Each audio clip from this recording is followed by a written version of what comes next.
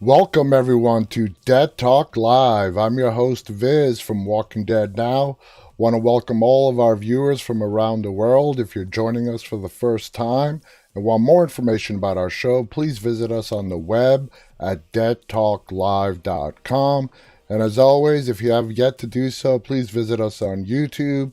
Our channel's name is called Walking Dead Now. Please go ahead and subscribe. And if you're there right now, please go ahead and hit the thumbs up button on this broadcast. Before we get started today, let me welcome some of you to the broadcast. Khaleesi is with us. My white boy is joining us. Cece Wheezy is with us. Andrew is with us. Rick Grimes is also with us, as is Amir, Janstep, Doy. Welcome to all you guys. On the Instagram side, we have Luis. Kratnik is joining us. Sina is also with us. Waldina is also joining us. So welcome everybody. And man, wow, what an episode again yesterday of Fear the Walking Dead. What a great little surprise we got at the end of World Beyond. We're going to be getting to all that here in a second. I just want to remind you guys that tomorrow we are going to be joined by special guest Michael Abbott Jr., who played Isaac in the season 6 premiere just a mere 3 weeks ago of Isaac, the man who saved Morgan's life, even though Morgan was very reluctant. And it's going to be a fascinating conversation tomorrow with Michael Abbott Jr., who again played Isaac in the season 6 premiere that we just got a little over 3 weeks ago of Fear the Walking Dead. They'll be right here on Dead Talk Live tomorrow, starting at 9:30 p.m. Eastern Time. Now, yesterday's Fear the Walking Dead, where do I begin? It was so great to hear Isabel again. And for those of us that thought that Isabel was a one and gone type character of the CRM, we were wrong. I was hoping we would see her again, and it was fascinating. We didn't get to see her, but we got to hear her voice. And that whole interaction with her and Al listening in on the radio was fascinating. We got to finally see Dwight reunite with his wife, Sherry. Let's see how that relationship plays out now. I guarantee you they're not the same people they were when Sherry ditched him and the Sanctuary back in season 7, of The Walking Dead, when she let Daryl out of his closet room and let him escape. That was the last time we saw Sherry until yesterday, when we got to see her again. Played by the lovely Christine Evangelista. It was great to see her back on Fear this time. And we're going to get to Fear in a second. But we have to start out with that post-credit scene that we got in World Beyond. I posted that scene throughout our social media because I know a lot of people, as soon as the credits roll, I'm guilty of this as well. The majority of the time, we turn the TV off, flip the channel, or whatever. But after the credits, after the next week's trailer, we got a 1 minute and 40-second look into how the CRM is conducting their experiments. Now, you guys have to remember, this is stuff that we have read about in regards to leaks for the Rick Grimes movies.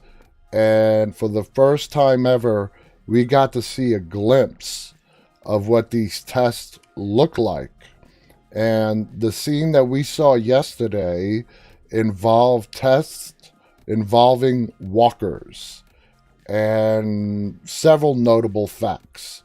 We got to hear a phrase or a term that we have not heard since season 1 of The Walking Dead, in the finale of season 1, and that is TS, test subject. So, just taking from that, are these scientists that are now working with the CRM were part of the CDC? Because remember when we saw Jenner back in season 1 of The Walking Dead, you know, it was just him. He gave sort of a brief explanation. People died, others ran away, and so on. But is it possible that, you know, some of the CDC staff is now working for the CRM? Was there a contingency plan in place that if the world was ever to fall, certain members of the CDC were supposed to, I don't know, this is all hypothetical right now, meet at some location and the CRM takes control at that point? But anyway, test subjects, and they all start with the letter A. Now, of course, we've all been guessing about the A's and the B's since, season 8 now of The Walking Dead. What does that mean? What we saw yesterday were the test subjects all started with the letter A. Now, does that mean anything? It has to mean something in regards to the A's and the B's. And it's probably the first big clue that we actually got to see on the screen involving, you know, the classification of the A's and the B's. Now, all the test subjects, as I already said, that we saw yesterday were walkers. They were reanimated corpses. I'm sure there's another test facility or another section in that same facility where they are doing tests on the living. And that is, according to the leaks that we read earlier this year, is going to be at least somewhat of the basis of the Rick Grimes movies. He is supposedly going to be a part of the human side of the testing that the CRM is doing. And remember, Rick is a B. Now, does that mean A means walker, B means living? No, because there's one instance when Jadis was with Father Gabriel, and she's like, damn, and here I thought you were an A or a B. I forgot exactly what it was, but it has nothing to do with living or dead because of that one scene that we got in The Walking Dead. That is the big contradiction to A's being the dead and B's being the living. Because we can't just disregard that scene with Pollyanna McIntosh, who played Jadis, and Father Gabriel, where she's like, damn, you know, and all this time I believe she said, I thought you were a B and he was an A. So we still don't know what the A and B classification is. The only thing we know is what we saw on the screen yesterday, is that all those that had the TS label with the letter A, they were all dead. They were dead, reanimated. The next thing is, I loved how the writers and the production team threw this in there, where the doctor who's running those test sites called in for the next subject to be brought in, the next test subject. And of course, we don't get to see who that test subject is. And, you know, I can guarantee you that was done specifically to maybe imprint it in our minds, or at least plant the thought in our minds that that might be Rick Grimes. I do not think so. I'm like 99.99% sure that is not Rick Grimes. There was done on purpose, obviously, for them not showing who the next test subject was. And the very next scene after she calls in the next test subject is we see the camera panning over to the picture of the doctors. And one of them is Dr. Leo Bennett, Iris's and Hope's dad from World Beyond. And also in that picture was the walker that we did see as the main test subject. And another person in that picture is the doctor running the experiments. So that picture is a group of all the doctors that were part of the group. Now, why is one of them, we know for a fact, is dead and reanimated? Was he killed by the CRM?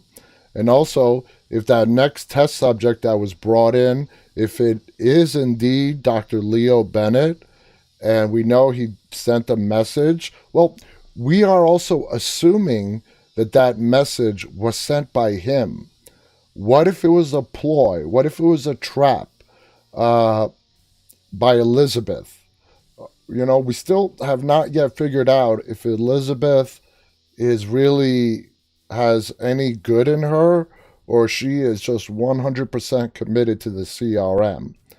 But why are these doctors dying?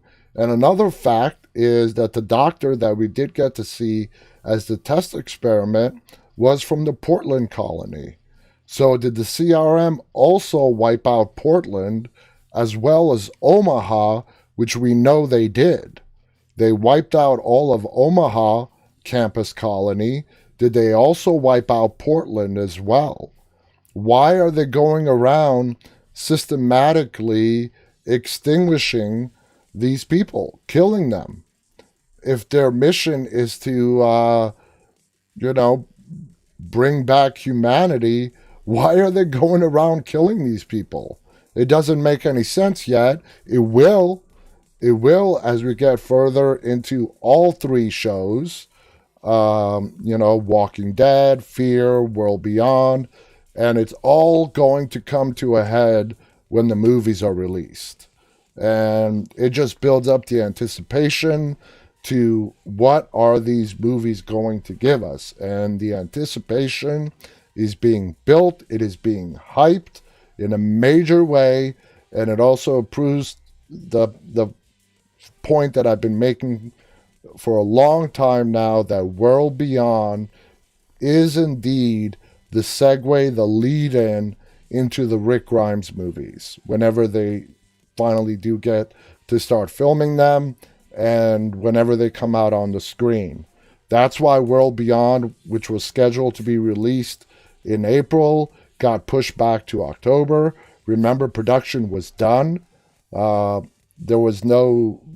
It's not like they still needed more. They needed more time to finish the episodes. Filming, production was all done. It was ready to roll come the early part of April, but they pushed it back because they didn't want it to be too soon before the Rick Grimes movies are released, since The World Beyond is going to be a lead-in into the story that gets us into the Rick Grimes. So let's see what you guys are saying. Khaleesi writes, "You're right, Viz. Jadis thought Father Gabriel was a B." CC Weezy writes, "Maybe A means weak mentally, B is strong. We have theorized on this show before that it may have something to do with a person's physical abilities, whether, one is strong or it could be mental, like what you just said. One's the leader, one is not. We don't know. We have no idea." Janstep on YouTube writes, "I think it's Hope's father." I'm a white boy on YouTube writes, "Nope, not Rick." Yep, it's not Rick. Khaleesi also writes, "It could have been Elizabeth setting that up to see who would make it that far to bring into the CRM as sort of a test." I can definitely see that. Just looking over the Instagram chats. Want to welcome Wanda on Instagram. So I see a lot of people are asking about where is Rick. A lot of people are asking about where is Rick. We don't know where Rick is. That's the bottom line. We have no idea where Rick is at the moment. It's safe to assume that Rick is still with the CRM. That's where the movies are going to take place. And it's also safe to assume, based on the series premiere of World Beyond, that Rick is most likely somewhere in the state of New York, based on the map that Elizabeth gave to the girls, gave to Iris and Hope. And, she gave them that map clearly because she has a hidden agenda. And what that agenda is, we don't know. She was responsible for that slaughter at Omaha, but she wanted those girls out of there. She did not want those two girls to die. Why? Uh, if those people in Omaha were a threat to the CRM, leading those girls outside of Omaha and on a trek to New York State, why? Maybe she is testing them to see if they can make it or not. I'm a white boy saying as he's calling it's Philadelphia. Stone Walker says it's California. It's not California. Sorry. We have one. We don't know where their three locations are, to be honest.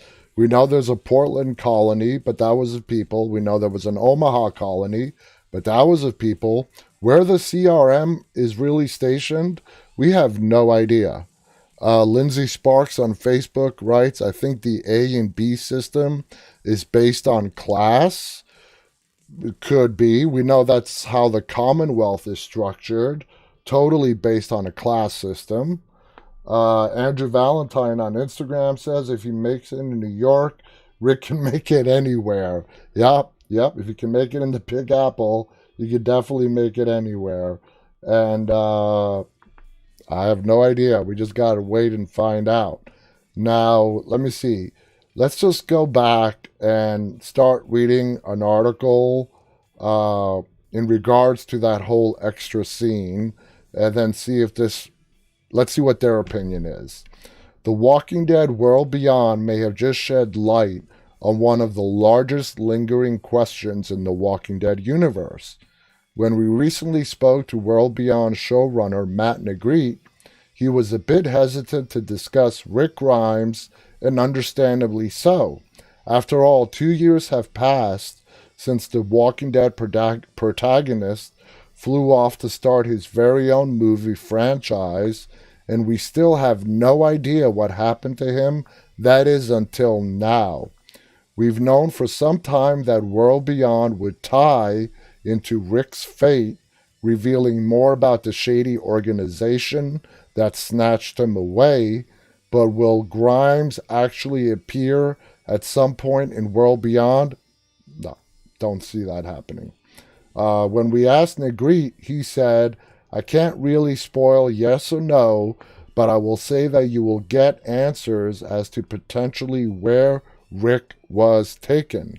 I think that we will also get answers in terms of why he was taken there. So maybe by the end of World Beyond, whether it be this season or the end of the second season, remember, World Beyond is only going to run for 2 seasons, we're going to find out the answer to the A and the B's. In fact, I'm pretty sure that before we see that movie, we are going to have an understanding of what the A's and the B's are about. And we're going to get that probably through all 3 shows. Definitely World Beyond, maybe Fear, but remember, it's also been rumored that in season 11 of The Walking Dead, several of the major cast members catch wind that Rick might still be alive, and they set off on a trek of their own to try and find him. Now, how that's going to play out, I don't know. Season 11, which is going to be stretched out over 2 years, is going to be mainly with the Commonwealth. And then there's maybe this side thing that's going to happen where Daryl, Carol, I don't know, whoever, gets whiff that Rick might still be alive. Remember, the only one that knows right now is Michonne and Judith. Judith has not yet told Daryl about the possibility of Rick still being alive. Maybe she does, either in the 6 episodes we're going to get in early 21 or when season 11 starts. The article also goes on to say, for most of episode 4, which was called the Wrong End of a Telescope, our young endlings just continued their ongoing journey, hunting for supplies in an old abandoned high school. Silas reportedly punched a walker in the face at one point, and a flashback revealed more about Hope's relationship with her father. But aside from that, this episode did little to advance the show's narrative. And I absolutely agree with that. Yesterday's episode of World Beyond, it was slow. It was slow. The best thing about that episode was the performances that we got from the 14s on the show. You know, all four of them gave great performances, but as far as advancing the storyline, there was nothing. It was a very slow episode, and it's like an episode that we could have totally did without. Like, you could skip that episode if you ever go back and binge watch World Beyond, and you won't miss anything critical to the storyline. The best part of yesterday's episode of World Beyond came after the credits, and we got that, 90-second preview of what the CRM is doing. However, that all changed in the last 2 minutes thanks to a surprise post-credit scene which revealed more about the CRM and their search for a cure. After the credits came to an end, a Civic Republic scientist named Lila is seen casually testing a zombie subject in her laboratory. Test subject displays no detectable response to psychological stimuli. Necrotic plasma, and brain fluid are being drawn for further testing. The results are compared to tests during and immediately following reanimation, including climate variation, readings which will likely examine how the environment affects the zombie process. While multiple walkers can be seen in the lab, Lila's current test subject is Dr. Samuel Abbott of Portland, Oregon. Weirdly enough, a photo on Lila's desk shows that she knew the doctor in real life too before he died and was reanimated. The pair are pictured together alongside Hope and Iris's father and an unknown fourth man, hinting at why Leo now fears for his life in the present day. I think Dr. Leo Bennett is already dead. I think he was that test subject that was brought in that we did not get to see. Given the CRM scientists like Dr. Abbott were seen as expendable, this doesn't bode well for Hope's father, but that's not even the most interesting part. In the same scene, Lila refers to her former colleague as TSA 402, and another test subject is named A403. That seems like a minor detail, but this seemingly innocuous moment actually helps solve one of the biggest Walking Dead mysteries of all, namely what is an A and what is a B. It actually does not answer it. It just leads to more questions. For quite some time, fans have wondered what these letters could stand for, theorizing everything from infected versus uninfected, leader versus follower. Finally, thanks to this new World Beyond coda, the mystery has been solved. In part, people describe A as test subjects the CRM experiment on to help find a cure. So what's a B? While this hasn't been directly explained yet in World Beyond, it's safe to say that Bs are people that the CRM enlist, possibly as soldiers or even leaders. Well, that's interesting. Okay, I see where they're going with this. Of course, it's also possible that they subjugated to serve the organization, probably against their will. So A's are test subjects, dead or alive, and B are people that are brought in to either join or serve the CRM. What do you guys think about that? That's fascinating. And guys, if you guys want to call in to the show and share your opinion, the number is right up there. 718-509-9270. If you're international, please use Skype. Look us up, Walking Dead Now. And if you use Skype, it's a free Skype to Skype call if you're outside the United States.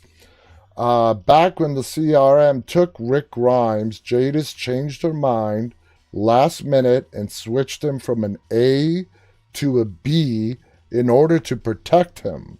I have a B, she said, not an A. I never had an A. He's hurt, but he's strong. Whatever this might mean for Rick, it's clear that he and his fellow Bs are more useful to the CRM alive than dead. So there you go. I mean, that's a very plausible, that's actually a great theory. And it's probably, I'm trying to think if there's anything that can contradict it that we have seen, and I can't think of anything. I really can't think of anything. Further proof of this can be found from back when Jadis marked Negan and Gabriel as A's before trying to kill them. A's are expendable in ways that B captives are not. Discussing what World Beyond's post-credit scene actually means with Entertainment Weekly, Matt Negreed said, it raises a lot more questions that we'll also be answering later on this season and into next season. Whether Rick ends up making an appearance or not, expect to hear a lot more about these A's and B's before World Beyond ends with season 2. So that's really fascinating. That, as you guys know, I don't read these articles ahead of time. I save them so we can read them here together. And that really makes me wonder. A's are expendable people, no use to what the CRM, classifies as being useful in their new world order or whatever the hell you want to call it. And they're expendable. They're the ones who are going to be tested on to try to find a cure for the virus. Whether they're dead or alive doesn't matter. And B's are the ones that are worthy to go on into the world of the CRM, try to be indoctrinated, or at the very least, try to serve the CRM in some way, shape, or form. So that's all very fascinating right there. So let's move on to the next thing, okay? Let's go on to Fear and the reunion that we got with Dwight and Sherry last night. Fear finds a missing Walking Dead character at last. I didn't think the idea of splitting the cast would work very well when I heard that was the plan for this season, but so far it's allowing for more tightly focused stories than with the big ensemble, with the one through line of Morgan appearing at least once an episode as he makes his grand plan to reunite everyone from their different locations. This week we focused on Dwight and Al, the Walking Dead veteran who gave up a hefty amount of comic storylines to join Fear, and Al being a new season 4 plus character for Fear, one with a rather intimate connection to a member of the CRM. The helicopter people, which we touched on last night's, Al almost reunited with Isabel, but instead had to be content with a radio conversation. But the big news of the evening was Dwight managing to reunite with Sherry, who randomly saw Al's flare from the roof and radioed in to see if anyone needed help. Dwight answered, and the two had their reunion several seasons in the making. It was not a huge surprise to see Sherry return, given that Fear the Walking Dead already said up front that she would be appearing in this season. This marks technically the third major crossover between The Walking Dead and Fear the Walking Dead after Morgan and Dwight, though perhaps less major than those two.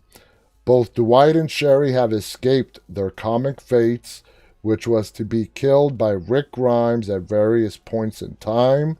Rick kills Sherry by accident when she attacks him in the comics after ongoing tension between them escalates. Rick then kills Dwight in order to preserve order during the Commonwealth storyline when Dwight appears like he's going to kill the leader there. Obviously, absolutely none of this is happening now. Rick is long gone, captured by the CRM. Dwight and Sherry are now on Fear, probably for good, far away from the Commonwealth storyline. So whatever is going on with them, it's totally uncharted territory. We have no idea what Sherry has been up to all this time, or if she is affiliated with another important group. But it's getting a little crowded, so I would guess no, she's not going to herald the arrival of some other faction to join the CRM or Virginia's group. And you guys, they're forgetting one important thing here. We have been teased for a while now in various trailers and teasers about Fear, about these people wearing the white mask. We have still yet to meet them. And my theory is that Sherry is involved with them. I don't think she's just been going at this solo all this time. These white masked people, I'm just waiting. I thought they were going to be introduced yesterday, but they're coming, and they're coming soon. And there's one very famous picture where one of them has Al at gunpoint, and we don't know who they are. Our best guess right now is that these white masked people is a group of people that Virginia is worried about in some way or another. So that old saying, the enemy of my enemy is my friend, and a lot of other articles have speculated that because these white masked people do not stand for whatever Virginia stands for, that Morgan and them are going to be joining forces along with the other survivors that are inside of Virginia's camps and lead a full-on rebellion and eventually war against Virginia and her pioneers. So be ready for that possibility as well. Khaleesi writes, I don't think she has been alone like that. She had to be with people. CC Weezy writes, maybe they are the same people trying to get that key, which we still have no idea what that's about. Yesterday we saw that phrase again. The end is the beginning. In the building where Dwight and Al go into, the end is the beginning, the spray paint. So it's the same group of people that we saw in the first episode that were spray painting the same thing on the side of the submarine. Who they are, no idea yet. The key, we have no clue what that key is about. We just have to wait and find out and continue watching. But so far we've had 3 episodes of Fear the Walking Dead, and they've all been fantastic. This season of Fear the Walking Dead is on an entirely different level. In fact, I would go as far as saying that this season of Fear the Walking Dead is rivaling The Walking Dead back in seasons 3, 4, 5, and so on, in its heyday when it had over 15 million viewers per week. That's how amazing this season of Fear the Walking Dead is. And if for any of you guys that don't watch Fear the Walking Dead, and whatever, you know what? My best advice to you, if you're really on the fence, just start watching season 6, okay? Watch the first 3 episodes of season 6. Yeah, you're going to get some spoilers if you want to go back and watch from the beginning, but just watch the first 3 episodes. And that is going to make you want to go back and start from the beginning and labor through a lot of the changes that have gone on Fear throughout the years, just to get caught up and, know exactly what's going on in Fear at the current moment. Stone Walker's right. Am I the only one who got Purge vibes from the white mask people? Nope. I've said that before. Stone Walker. I said that when I first showed the picture of those dudes. They look like something out of the movie The Purge. Those white masks are creepy as hell. Definitely look like something out of the movie The Purge. Khaleesi writes, do you think, since Al said she believed whoever spray painted that has the plague, more questions? And man, talk about the bubonic plague ending up in Texas from the rats, The Black Plague, the plague ending up in Texas, just like it did centuries ago. It came from rats and the fleas that were on the rats. The rats were infected.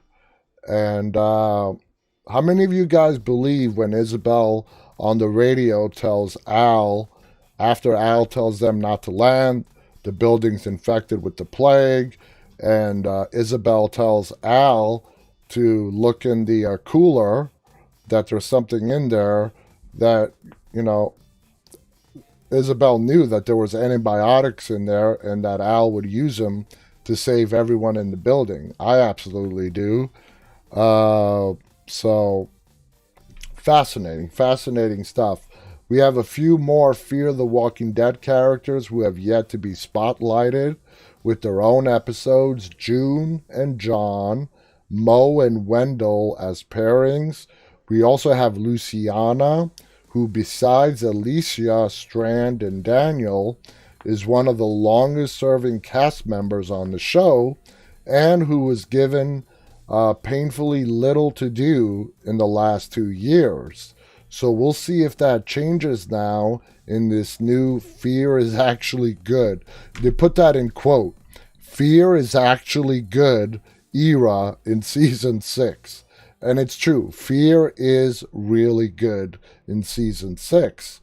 The article concludes by saying, I'm happy to see Dwight and Sherry reunite, as it was a nice moment, though I can't say I have too terribly much invested in their relationship.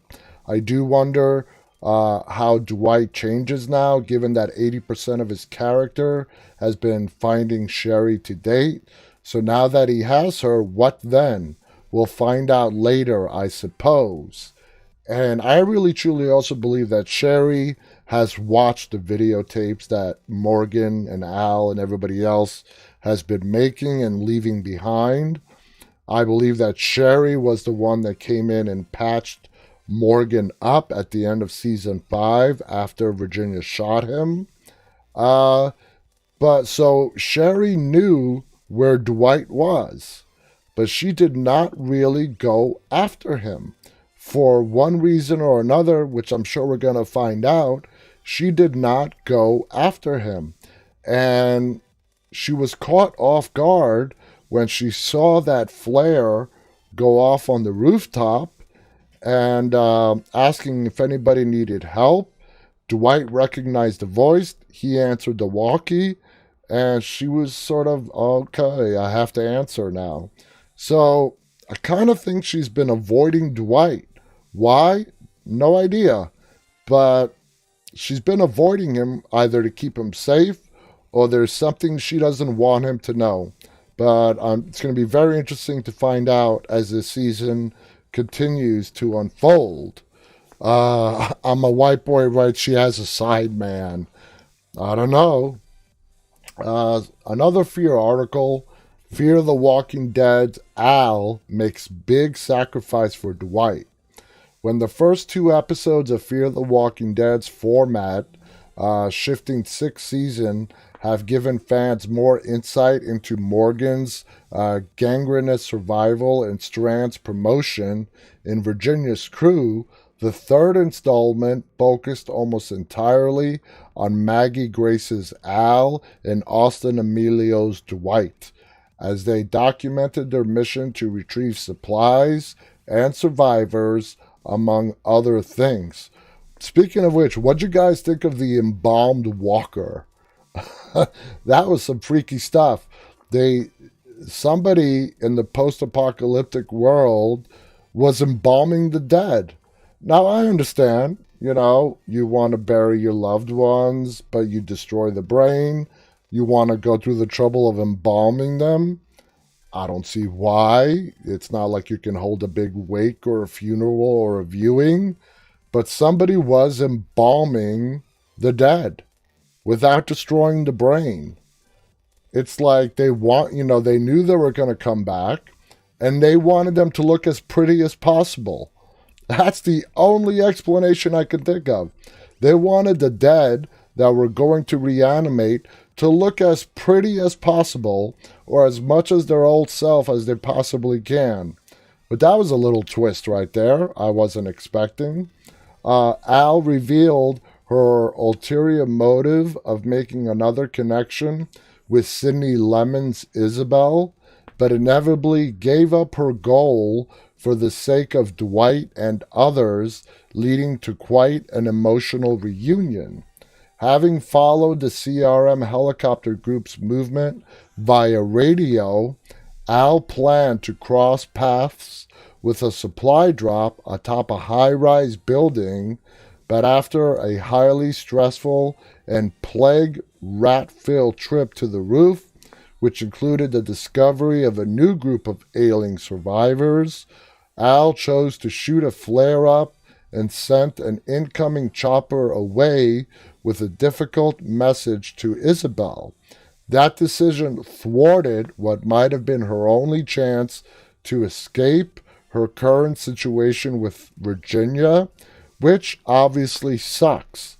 However, Al did locate a supply of medicine to help those in the building return to health.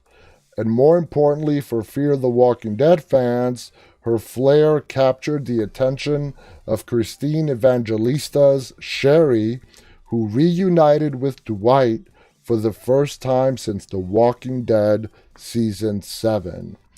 During a Fear the Walking Dead press event that took place ahead of the Season 6 premiere, I asked star Maggie Grace how she felt about Al's big sacrifice, and here's what she told me. I think you hit the nail on the head. I think it costs her quite a lot in that moment to turn that helicopter around. I was so lucky and happy to have Coleman directing that episode.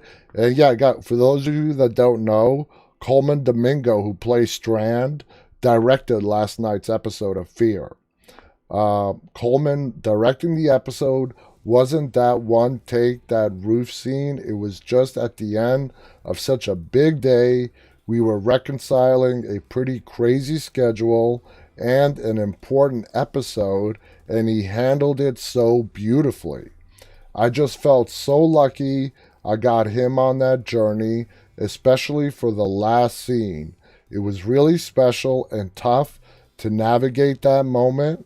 I think because it is quite a lot to ask of the character, given what she knows about Isabel and her organization. It's not just a sacrifice on a personal level, it's the greatest story she's never told. But I hope that it makes sense in the context of the stakes of that moment. Perhaps if Al and Isabel had a more organic relationship that wasn't formed through suspicions, deaths, and rule breaking, she might have been that much more open to going away and not looking back. Or perhaps if she had been paired with someone other than Dwight that didn't also have a long lost love out there somewhere, or if she and Dwight didn't come into contact with all those sick people. Alas, things happened as they did, and presumably for good reason. Of course, it's technically possible that Al might not have survived the helicopter arrival. Al and Dwight were warned earlier in the episode that the last person who went up to the roof to check out the helicopter situation was shot in the head for his efforts, and he was the walker that they found on the street. They shot him and threw him over the roof. It was his rotting body that Al and Dwight found outside of the building. He was the one with the Alaska driver license. They were searching for it, I guess, find all 50 states. They only had Alaska and Hawaii left. They did finally come across somebody which had the Alaska license plate, which by the way was the title of yesterday's episode. It was Alaska. Al was obviously optimistic about her chances, giving her connection with Isabel, but there's no real guarantee that she would have been allowed to go off and have a happy life with the beer lady. At least that's what I'll keep telling myself to further justify her sacrifice. In the end, I cannot lie that seeing Dwight and Sherry's reunion did a hell of a job making Al look heroic, in a sense, for choosing to stick around and call off the helicopter, especially after seeing the loving video that Dwight made for Al to watch during her trip out. Still, though, I cannot deny how much I wish Al would be able to head out and share the greatest story she's never told. At least Isabel sounded kind of sad when they stopped talking. I mean, that probably should make me feel better, but still. And we know that when need be, Isabel is a ruthless killer. Does she take Al with her? I really don't think so. The only way Isabel and Al can be together is if Isabel goes AWOL from the CRM. And knowing the resources that the CRM have at their disposal and how they can probably track them down really easily, I don't see Isabel making that choice. I really don't.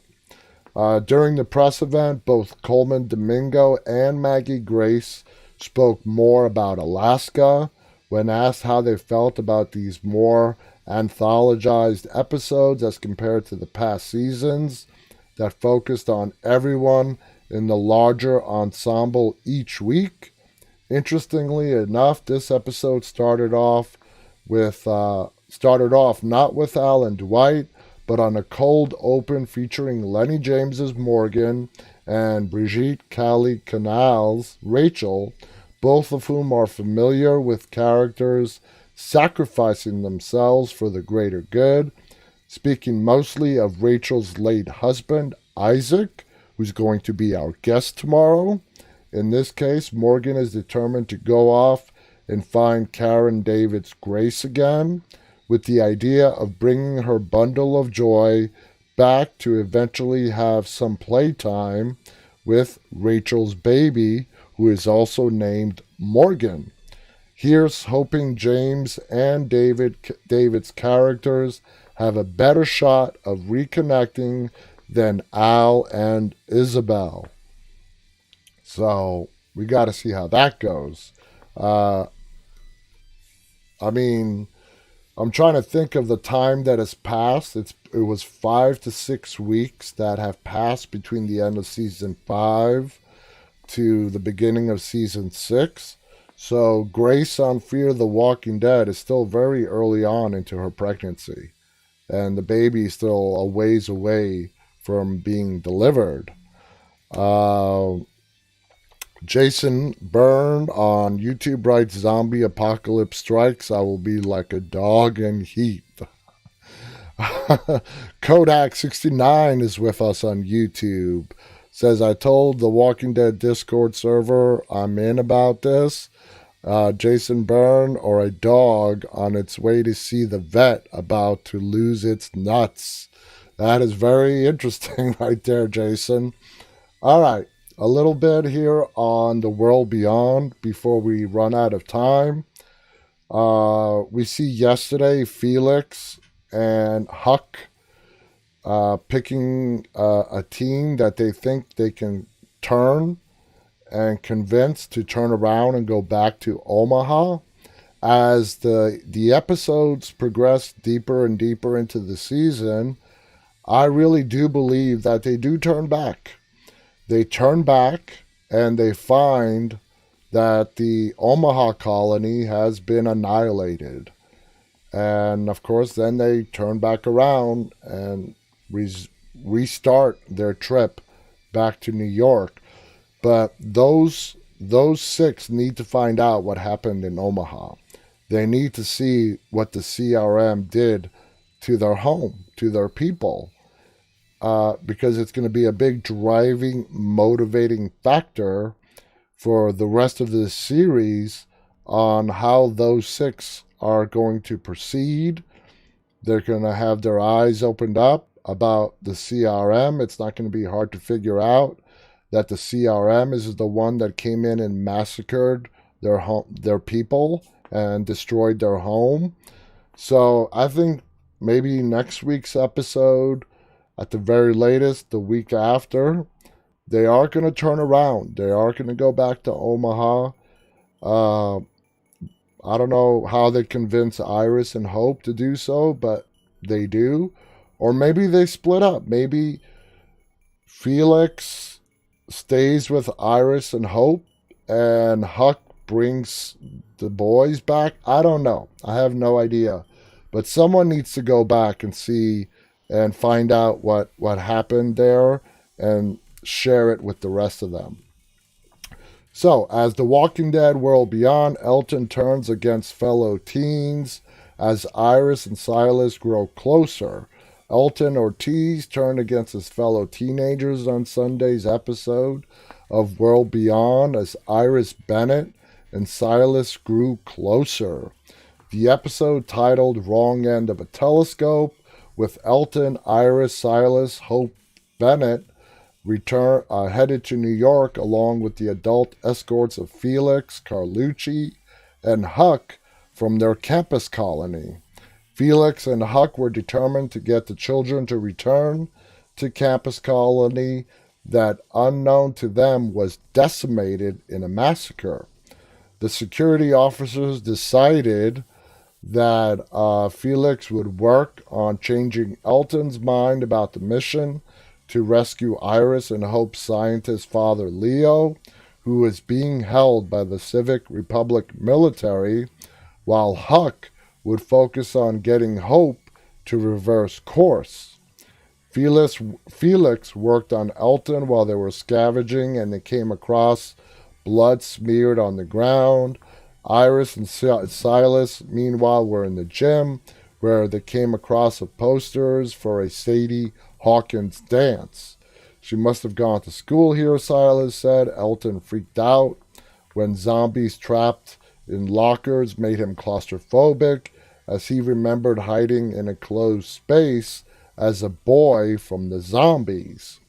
Felix used the opportunity to try to convince him to return home and showed Elton his arm tattoo, reminding him of all the loved ones that he has lost. I can't lose anyone else. I won't. That's exactly why I need your help. I need your help convincing the others just to turn around. All I'm asking for you is to think about it, okay? Just think about it, Felix told him. Silas and Iris got trapped by the walkers, and Silas had flashbacks of being accused of killing his father. He lost it and bashed a zombie with his bare hands and even struck Elton, who was trying to intervene. The incident apparently helped Elton make up his mind as he asked Felix about his plan to turn around and go back. And man, what about that scene with Silas just going apeshit with that walker and, bashing his brains in with his bare hands? It's safe to say that Silas has some anger issues, at the very least. He keeps having those flashbacks of him beating on someone. We found out in yesterday's episode he was accused of killing his dad. Did he kill his dad? We don't know. Maybe, probably. What was the reason why? Was his dad abusing him? just no idea. All we do know is that Silas does have anger issues, and he becomes very violent when those issues overtake him. It clouds his judgment, and he just flies into an uncontrollable rage. Let's see. Khaleesi writes, Felix and Huck are only ones that I'll need to see that change their mind. Um, let's see. CC Wheezy writes, maybe someone escaped from the campus colony and tells them what happened. Maybe. That's possible. Stone Walker writes, I don't know why, but I kind of hate Huck. I like Huck. I think Huck is very cool. Kodak69 writes, this episode made me enjoy the show, The Walking Dead World Beyond. Lindsay Sparks on Facebook writes, holy hell, Silas got some issues. Kelly Elder on Facebook writes, I feel like World Beyond is not as violent as Fear and The Walking Dead.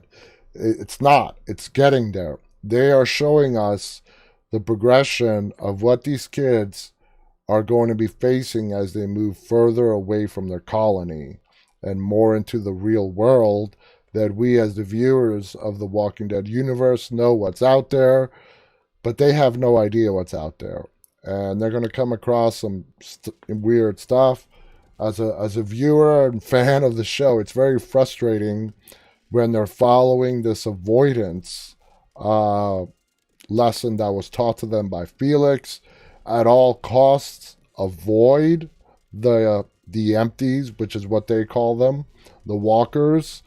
But as we have seen in the Walking Dead universe, if you avoid the empties and the ones that cross your path that you can take out but don't take out, you run a very big risk of them crossing your path again or killing one of your friends. So when I see them just, pushing them away and running away, I find myself yelling at the TV screen, kill them! Take that stick, take that back end of that huge ass wrench of yours and drive it through their heads, because you don't want them around. They could come back, But it's something they have to learn, and that's what they're showing us. It's a progression. It's a learning thing that these kids are going to have to learn the deeper and deeper they go into the real world. Anyway, guys, I can't believe an hour has passed already. This has been a fascinating chat. I enjoy talking to you guys, sharing my opinion on yesterday's shows, listening to your opinions on yesterday's shows. I want to welcome everybody who watched tonight on Instagram, YouTube, Facebook, and Twitter. We're on every night at 9:30 p.m., simultaneously on all 4 of those networks. If you want more information about our show, please visit us on the web at deadtalklive.com. Please go to our YouTube channel, which is called Walking Dead Now, and subscribe if you have not yet done so. If you're there right now, please hit the thumbs up button on this broadcast. Tomorrow, special guest Michael Abbott Jr., who played Isaac on Fear the Walking Dead Season 6, Episode 1, the premiere, that awesome episode that we got a little over 3 weeks ago. He's going to be our special guest. He's going to help us break down that premiere. What was it like filming? Him, Lenny James, Michael Satrazemis directing. It's going to be a fascinating chat. Don't miss that. Tune in tomorrow night right here on Dead Talk Live. And until then, guys, remember to always stay walking.